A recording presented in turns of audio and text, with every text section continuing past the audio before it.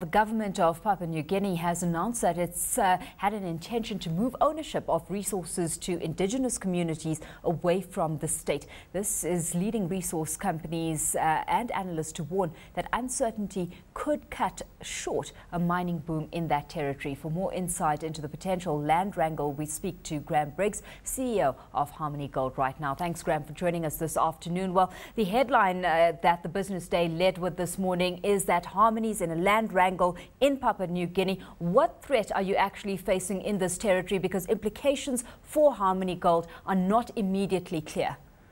Alicia, let me just sketch a little bit of background to this thing because Papua New Guinea is quite unique in that probably about 95 to 98% of the land is owned by traditional landowners. And the state owns the mineral rights, much as they do here in South Africa.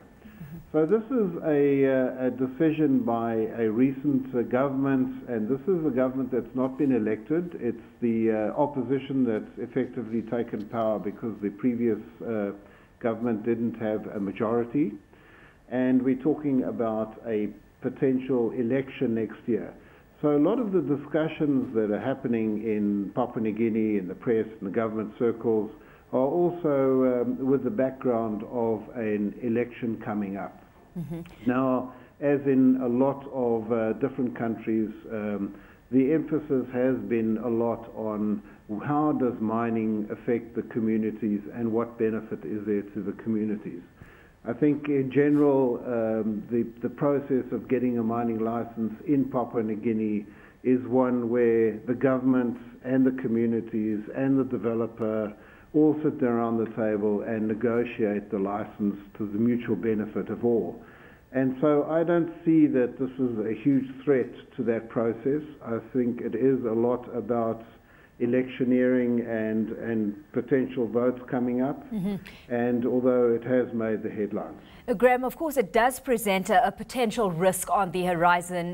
To what extent had Harmony informed shareholders of this risk? Because with corporate governance these days, you've got to disclose these identified risks that possibly sit on the horizon.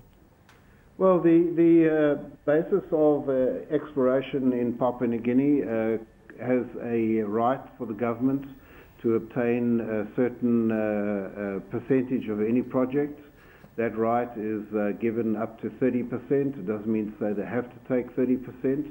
That's fully in the public domain, so there's no issues around that. And you know, generally we're talking about you know, if there's a possible change to legislation, it's our sort of we have to continue to inform shareholders.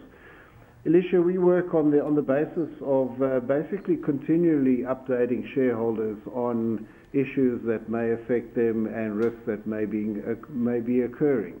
This is a minister who's said this is what we should be looking at and the intent. It's not law, it's not a legal document or anything or any magic changes that have happened.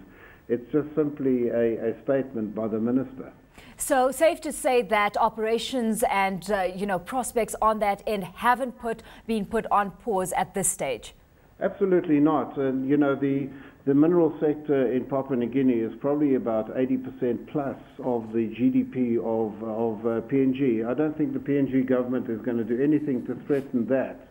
And I heard that even last week that the government signed with one of the oil companies a big right. So the government is not going to be silly in this respect, not at all.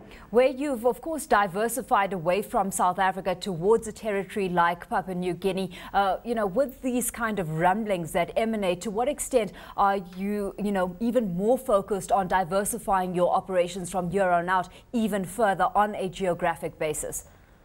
I think any mining company has to do a lot of diversification unless they're prepared to deal with the risk of one single country, whether that be South Africa, Papua New Guinea or any other country. I think it's prudent for a company's survival to actually diversify into many different areas, especially when it's focused in a single metal, really like a gold company has been.